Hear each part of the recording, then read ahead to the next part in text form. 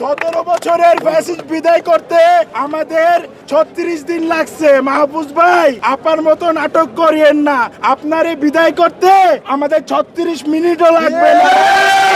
আপা যখন শত শত মৃতদেহ রেখে মেট্রো রেল দেখতে গিয়েছিল, আপনিও শত শত শিক্ষার্থী শিক্ষক রেখে আপনার মাথায় বোতল নিয়ে আছেন। ভাই, নাটক করেন না। আওয়ামী লীগের নাটকও আমরা বুঝছি, আপনার নাটকও বুঝতেছি। ওই মাহফুজ না সান্ডা, সান্ডা সান্ডা, আপোষ না বোতল, বোতল বোতল, বোমা না বোতল, বোতল বোতল। আমাদের জন্য বোতলই যথেষ্ট। বাংলাদেশের প্রতিনিধি, 24-এর প্রতিনিধি সামান্য বোতলের আঘাতে উপকার হয়ে গেছে। আমি জেনজির মতো জেনারেশন ওনারা কিভাবে সামলাবে? ভাই, আমরা যখন না দেখিয়ে দিয়েছি মানুষকে ধরতে বুলেট লাগে না।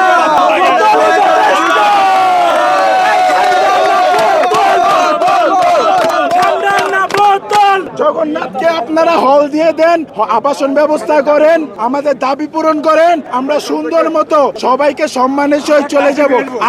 আরেকটা দাবি আমাদের অ্যাড হয়েছে, আমাদের শিক্ষকদের যারা আক্রমণ করছে, ওই লীগ বাহিনী পুলিশ যারা আমাদের ভাই বোনদের আহত করছে, কালকে আমাকেও মারছে, আমার সামনে আপুকে ফালায়া মারছে, বোমা হামলা করছে, তারা গ্রেনেড হামলা করছে। আমরা এর সুষ্ঠু বিচার চাই, সুষ্ঠু তদন্ত চাই। মাহফুজ ভাই, নাটক বন্ধ করে মাঠে নামেন, তদন্ত করেন। আপনার বিরুদ্ধে আমরা একটা কথা বলতে চাই না, আপনি হচ্ছে আমাদের প্রতিনিধি। আপনাদের 24-এর গণ অভ্যুত্থান আমরা সৃষ্টি করছি, জগন্নাথ সৃষ্টি করছে। সব সময় দেখে আসেন যত রকমের আন্দোলন হচ্ছে, জগন্নাথ ছিল পাওয়ার হাউসের মতো কাজ করছে। জগন্নাথের ছাত্ররা, ছাত্রদের ভূমিকা অপরিসীম, আপনি ভুলে যান না।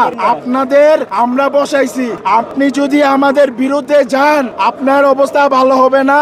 আপনাকে সম্মান করি, আপনি সুষ্ঠু তদন্ত করেন, আমাদের দাবিগুলো মানেন, আমরা সুষ্ঠুভাবে আমাদের ক্যাম্পাসে ফিরে যাব।